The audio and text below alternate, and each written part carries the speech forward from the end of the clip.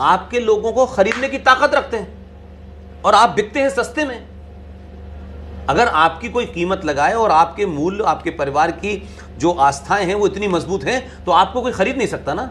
आपको 5 करोड़ रुपया देकर के आपसे कहेगा नहीं कि अपने बाप को गाली दो, आप देंगी। लेकिन अगर आपके आस्थाएं, मूल्य, परंपराएं और सरोकार कमजोर होंगे तो कोई भी खरीद लेगा आपको। हिंदू बिकता है सबसे पहले। इसलिए दिल्ली में 1 महीने का बिजली का बिल 2 रुपए किलो चावल मिलने से हमने सत्ता में बिठा दिया। अब वो हज हाउस बना रहा है, अब वो मुसलमान मौलवियों को तनख्वाह दे रहा है, अब रोहिंग्या मुसलमानों को बसा रहा है। तो आप चिल्ला सकते हैं, तो भी वोट तो हिंदुओं ने दिया था। क्या सारी 70 सीटें जो दिल्ली की हैं वो मुसलमानों की वजह से जीत गया? वो 2, 4, 5 सीटें जीता होगा। तो हिंदू कौन सा हिंदू? तो कौन सा हिंदू को आप कहेंगे कि ये राष्ट्र के प्रति समर्पित है? ये नहीं है। हिंदू बिकता है। मैंने कहा ना, हमारी औकात इस देश में 2 रुपए किलो चावल से ज्यादा नहीं है। हम अपने आप को महान दिखाएं, बहुत परोपकारी दिखाएं। हम झूठ मक्कारी पे खड़े हुए लोग हैं। लिहाजा केजरीवाल जैसी मानसिकता सत्ता पर रहने के लिए, इससे पहले भी लोग यही कर रहे थे।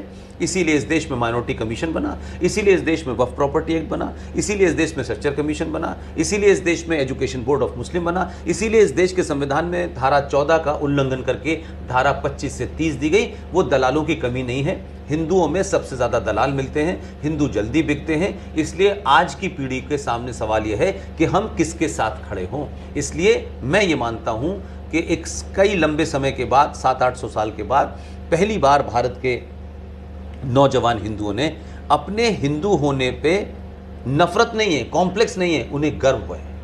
उतनी हजारों साल की जो सभ्यता है वो आपको ताकत देती है कि आपके पूर्वज कौन थे। सब आपके पूर्वज बिकाऊ नहीं थे। लेकिन इतनी लंबी मेहनत के बाद जो आज की जनरेशन में लोग आ रहे हैं, उस वजह से एक नया नैरेटिव हो रहा है। इसलिए आज आप ये सवाल पूछ रही हैं। 10 साल पहले तो ये सवाल भी नहीं लोग करते थे, एमयू के बारे में जानते ही नहीं थे।